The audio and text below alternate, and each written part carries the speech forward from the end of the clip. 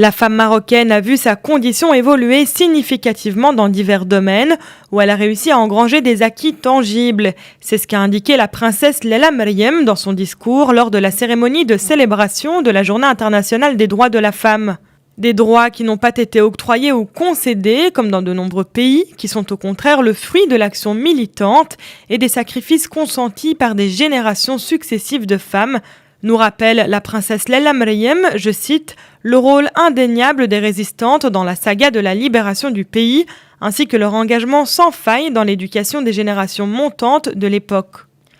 La princesse Leila Meriem a également souligné que son statut de princesse n'a jamais constitué un obstacle pour vivre et réaliser pleinement sa vocation de militante engagée, plus spécifiquement dans la promotion des droits de la femme et de l'enfant. Et s'il en a toujours été ainsi, c'est bien parce que les problèmes des Marocains lui tiennent à cœur. À l'occasion de cette cérémonie, la princesse a indiqué que le roi Mohammed VI fait son possible pour garantir à la femme la pleine jouissance de ses droits, améliorer sa situation et lui ouvrir des perspectives d'avenir prometteuses, afin que la femme marocaine puisse accéder à un statut comparable à celui de ses homologues dans les pays les plus avancés. Au volet juridique, l'adoption d'un code de la famille évoluée est l'une des principales avancées réalisées par les femmes au Maroc, une nouvelle loi élaborée dans le but de rendre justice à la femme,